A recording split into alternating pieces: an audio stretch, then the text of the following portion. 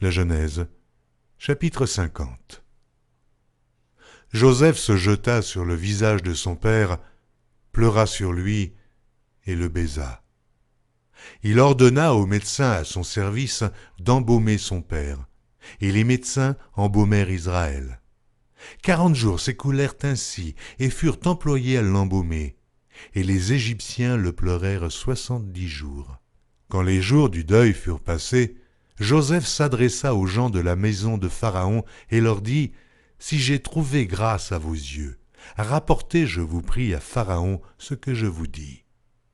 Mon père m'a fait jurer en disant : Voici, je vais mourir. Tu m'enterreras dans le sépulcre que je me suis acheté au pays de Canaan. Je voudrais donc y monter pour enterrer mon père, et je reviendrai. Pharaon répondit : Monte et enterre ton père comme il te l'a fait jurer. Joseph monta pour enterrer son père. Avec lui montèrent tous les serviteurs de Pharaon, anciens de sa maison, tous les anciens du pays d'Égypte, toute la maison de Joseph, ses frères et la maison de son père.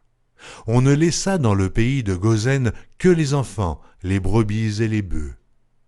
Il y avait encore avec Joseph des chars et des cavaliers, en sorte que le cortège était très nombreux. Arrivés à l'ère d'Atad, qui est au-delà du Jourdain, ils firent entendre de grandes et profondes lamentations. Et Joseph fit en l'honneur de son père un deuil de 7 jours. Les habitants du pays, les Cananéens, furent témoins de ce deuil dans l'ère d'Atad, et ils dirent : « Voilà un grand deuil parmi les Égyptiens. » C'est pourquoi l'on a donné le nom d'Abel Mitzraïm à cette ère qui est au-delà du Jourdain.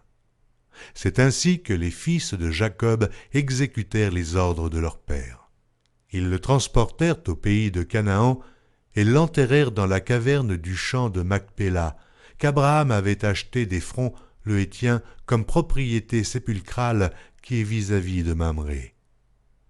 Joseph, après avoir enterré son père, retourna en Égypte avec ses frères et tous ceux qui étaient montés avec lui pour enterrer son père.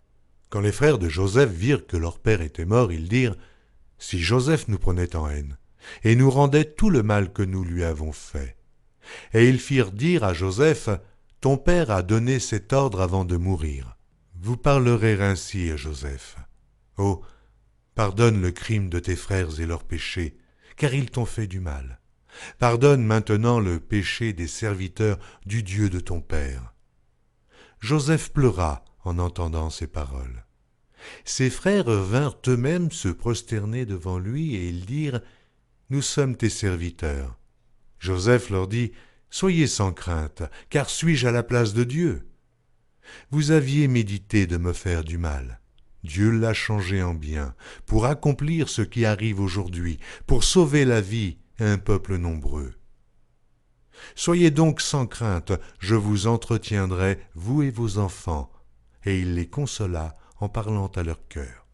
Joseph demeura en Égypte, lui et la maison de son père. Il vécut 110 ans. Joseph vit les fils d'Éphraïm jusqu'à la 3e génération, et les fils de Makir, fils de Manassé, naquirent sur ses genoux. Joseph dit à ses frères : « Je vais mourir, mais Dieu vous visitera, et il vous fera remonter de ce pays-ci dans le pays qu'il a juré de donner à Abraham, à Isaac et à Jacob. » Joseph fit jurer les fils d'Israël en disant : « Dieu vous visitera, et vous ferez remonter mes eaux loin d'ici. » Joseph mourut âgé de 110 ans. On l'embauma et on le mit dans un cercueil en Égypte.